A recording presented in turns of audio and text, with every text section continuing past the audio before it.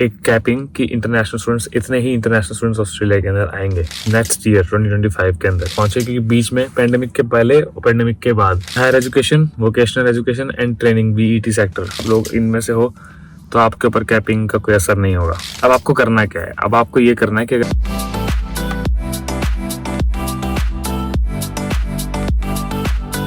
Hi guys, hello and welcome back to another video. This is Caps Lock और मैं थोड़ा सा जल्दी ये वीडियो बना रहा हूँ क्योंकि इट्स एक्चुअली इम्पोर्टेंट एंड पता नहीं आप लोगों को अभी तक पता चला है नहीं पता चला है।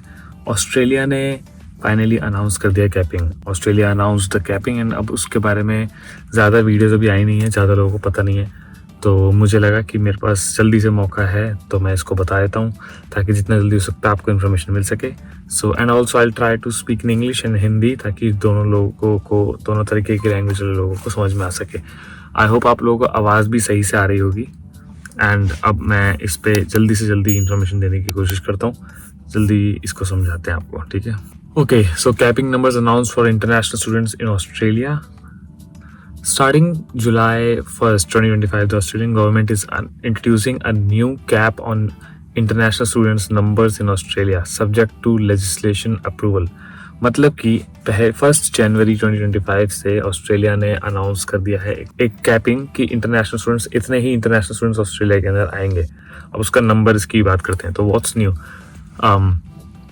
A national planning level NPL of 2,70,000 new students commencements for the year 2025 has been announced. मतलब कि 2,70,000 लोग ही, 2,70,000 स्टूडेंट्स ही ऑस्ट्रेलिया में आएंगे नेक्स्ट ईयर 2025 के अंदर। तो ये 1 जनवरी से हो जाएगा। The NPL is split between higher education and vocational education and training VET sectors, bringing numbers back to pre-pandemic levels. जब पैंडेमिक आया था, जब कोविड आया था, तो उसमें जो उससे पहले जितने लोग थे उतने ही लोग अभी चाहते हैं कि वहाँ तक पहुँचे, क्योंकि बीच में पैंडेमिक के पहले और पैंडेमिक के बाद यहाँ पर इंक्रीज़ हुआ है, तो वापस इसको नीचे रखना चाहते हैं लोग।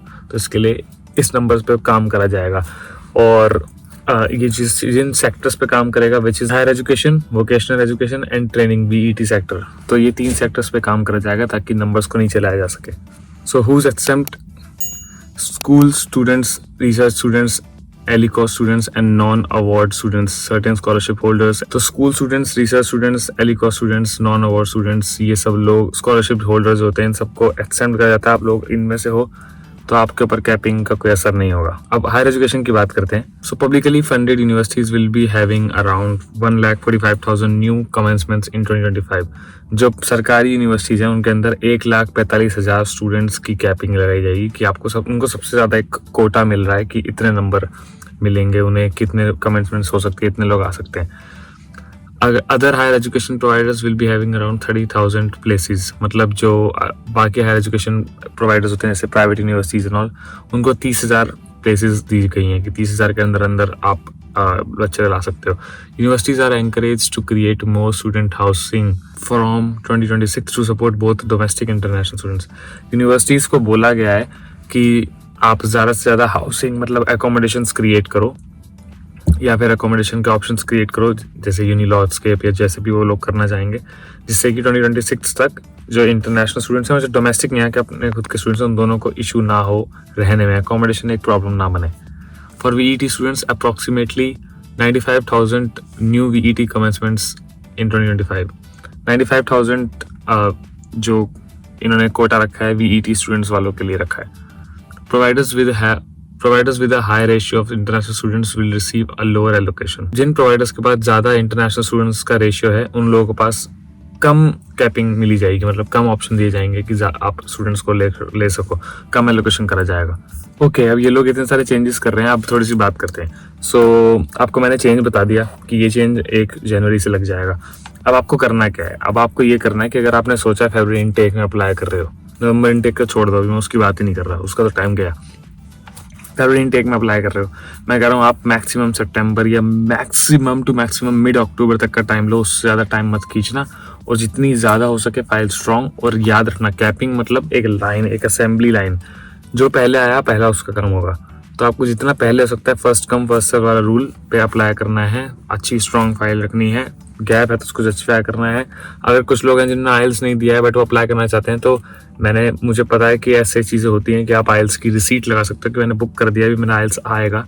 तो ऐसे करते कुछ ना कुछ तरीके से अप्लाई करो, लॉन्च करो जितना जल्दी हो सकता है, ताकि आपको आने का ऑप्शन मिले, आप कैपिंग से परेशान ना हो, क्योंकि अब ये लोग बहुत स्ट्रिक्ट हो गए हैं एक्चुअली। एंड अकोमोडेशन की प्रॉब्लम, जो हाउसिंग क्राइसिस की प्रॉब्लम जो पैंडेमिक से पहले क्रिएट हुई थी, वो इतनी नहीं थी, वो थोड़ी बहुत थी, लेकिन लोग चले गए थे तो वो सॉल्व हो गई थी। अब पैंडेमिक आया, बिल्कुल ही प्रॉब्लम खत्म हो गई, क्योंकि घर ही घर थे, लोग नहीं थे। पैंडेमिक गया, अब लोग ही लोग हैं, घर नहीं है। तो ये कंडीशन को सॉल्व करने के लिए ये कर रहे हैं। ठीक है, माइग्रेंट्स को ये एक नॉर्मलाइज लेवल पे रहना चाहते हैं, सिग्निफिकेंट लेवल्स पे लाना चाहते हैं। बट आप ये चीज़ सोचो, अगर ये स्टूडेंट्स को लाने में इतना प्रॉब्लम कर रहे हैं, तो ये PR देने में कितनी प्रॉब्लम करने वाले हैं आगे। मैं एक एग्जाम्पल दे रहा हूँ, तो मेरी PR नहीं हुई है अभी तक, बट मैं एक एग्जांपल दे रहा हूँ कि ये सब चीज़ें अगर एक एक करके अलाइन करी जाएं तो कहाँ एंड करती हैं, PR पे भी एंड करती है ना कहीं। तो आपको ये चीज़ सोच के रखना है।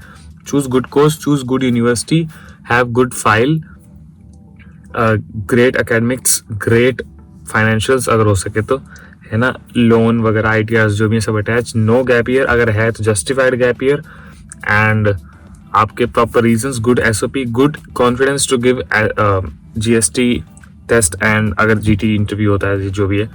So be assured about what you gonna do, and all the best for your जो भी आप सोच रहे हो आने के लिए, करने के लिए। And yup, so this was all the information. I hope आप लोगों को समझ में आया होगा। मैं जितना जल्दी हो सकता है दे दिया आपकी इन्फॉर्मेशन।